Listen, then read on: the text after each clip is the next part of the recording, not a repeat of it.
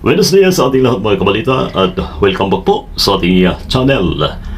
Ang video po natin sa araw na ito ay isang coffee maker mga kaibigan, at nakita po natin sunog na sunog at ayon pa sa may-ari ay napagawa na po niya sa ibang tech ang unit na ito mga kaibigan.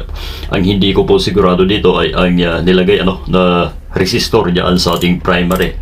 Nagdududa po ako dahil hindi naman tayo masyadong expert buti sana kung araw-araw ay ginagawa natin ito hindi naman po dahil iba-ibang unit po mostly TV po ang ating medyo alam ang gamay po natin mga kaibigan.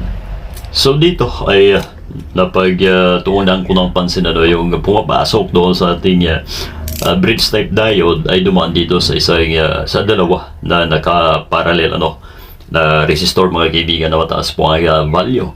Kapag tinest ko po ang out nito ay naglalabas na lamang po ng 49 volts mga kaibigan. Ay doon sa mga master po itong unit na ito pa-comment na lamang po dyan sa ating ibaba mga kaibigan.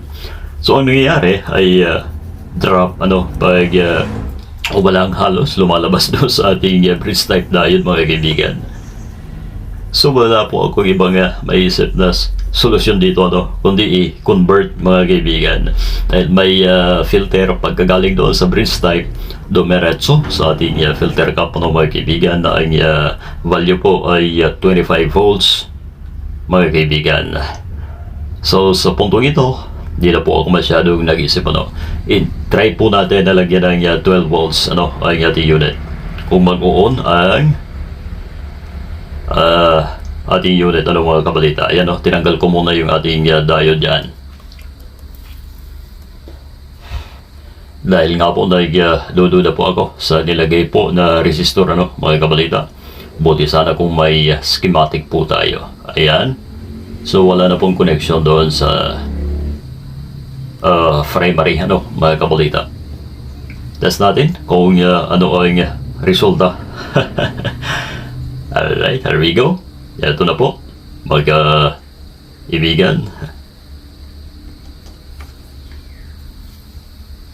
So ayan, wala naman pong napansin tayo na umuusok o pumutok. Siyempre plug-in din po natin ang ating coffee maker na ito mga kaibigan. O ayun may timer na po tayo mga kabalita. Ayan, kita po natin sa ating video medyo nakakasilaw lamang po, pero nag-una po ang ating unit mga kabalita So iisa lamang po ang ibig sabihin nito. Pwede po ang 12 volts natin na conversion dito mga kaibigan. Binutin natin ang ibang buttons mga kabalita. So ayos. Pwede po ito mga kaibigan. Ayun.